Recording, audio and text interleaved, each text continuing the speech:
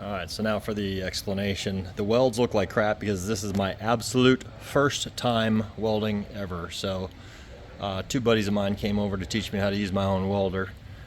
And so a lot of these welds look like big boogers. But that's fine. They're going to hold just fine. Alright, now for the parts on here. So straight into the factory Ram 3500 hitch, 2.5-inch square steel stock tube, 2-inch, just 2-inch steel tubing. All this stuff is 1/4 inch thick tubing. This is 1/4 inch just plate stock, just welded. There you go. There's a booger. So, just welded. Could have taken time to grind it. It's just not that important to me. Underneath here, there's a 1/4 inch shim that's welded on each side, left and right. That's just for the difference in the thickness of this material versus this, or the width of this material versus this material. And then after it's been welded in, then I also welded a 1/4 inch shim to the bottom of this tube here on both locations, just to close the gap up on my bolts. I'm gonna replace these bolts with better bolts. I'm not happy with these ones. These are just, ones that I had laying around. So what else? So yeah, just creating 2 U brackets out of plate stock with some basic outside welds. What else? Yeah, let me show you where the bolt lands there. So I want to get some smooth shank bolts down there. I can't really see that myself, but I think one of these has threads. I can't remember, you guys, so it's just my back is killing me and I can't quite get down that low. Oh, my back. This thing weighs about 85 pounds at least. It was 71 before I put which piece? 71 pounds before this, before this entire drop went on. Let's see, 1/3 inch plate stock, just because that's what they had in the scrap pile down at Metal Supermarket.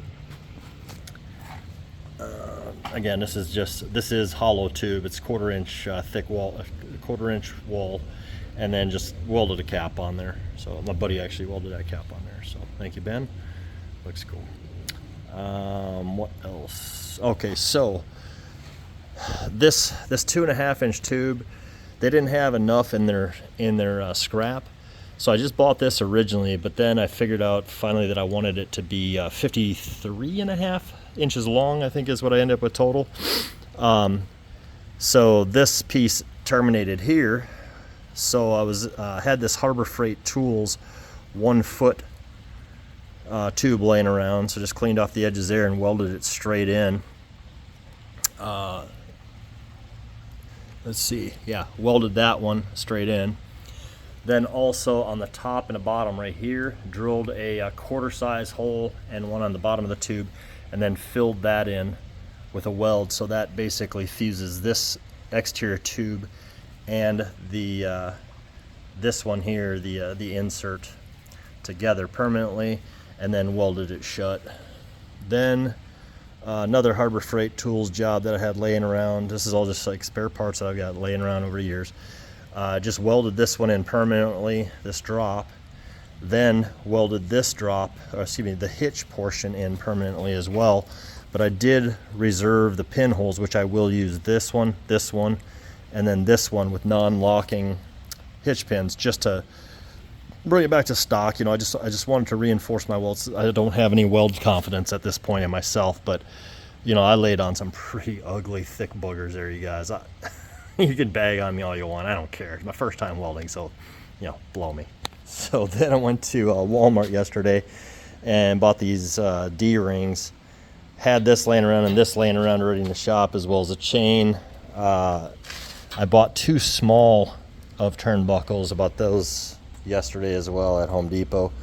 I'm gonna get some beefier turnbuckles, so I'm gonna grab 4 more D-rings. let's see, so you're going to have this one goes to a proper turnbuckle with closed radius, and then another one with a closed radius, and then another D-ring, and then a D-ring here to grab hold of your actual chain. That's why I left the extra 5 links on here to take up the distance on the difference on there. So, but you can see, I mean, the purpose of this, yeah, it's a knockoff of the Supertruss, you know, $700 or so, just under $700 for this setup right now. The only difference being on the actual Supertruss, they've got a piece of solid steel, solid square steel, as an insert inside this tube right here. So they've got it going from, you know, back in here, which is, I think that's a 6-inch distance from the absolute termination point inside the factory hitch.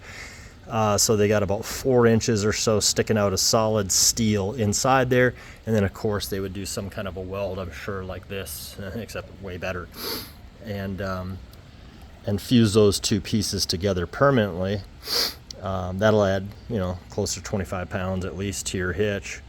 I just don't need that kind of towing capability. Literally all I'm going to be pulling is either 1 or 2 of these skis behind me, and I have my truck bed camper there, so I just wanted the reach, but I was like, well, you know, got the welder, so why not? So, you know, this thing ain't going anywhere.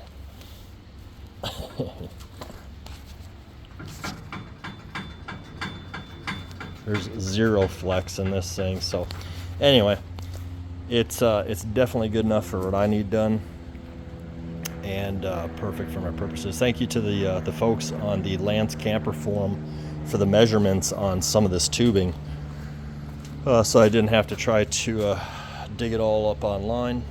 And there's quite a few YouTube videos out there of other folks who have installed the stock super hitch and or their own DIYs that a lot of this was inspired from. So thank you all for posting those videos. It was very helpful to get to this point. And you know, it's, again, $650 to $700 for the OEM one. You got to pick one of their lengths. It's like I think it was a 42-inch, and then there's a 48-inch maybe, and a 60-inch. I needed 53, and that's all I wanted on there. So this happened to work out really well with all the spare parts I had. And and it costs $71 in steel. I probably paid, you know, $15 for this Harbor Freight thing here back on sale. Probably paid $15-20 for that Harbor Freight drop when it was on sale at one time or another. It's been years. Paid I don't know, a couple bucks for each side of the chain. Maybe 5, 10, $15 in turnbuckles. You know, somewhere in here we're sitting right around $120 or so. So you know that the savings paid for a third of this welder, basically. That's how I looked at it. Plus it was fun because, you know, I wanted to learn how to weld. So I'll spend some time with some cool buddies and drink some beer. So hope that helps somebody else get confidence to do something like this. Now, I wouldn't use this for what it was intended for. The original Supertruss being like a 18,000 pound or 20,000 pound towing. I wouldn't do that to myself.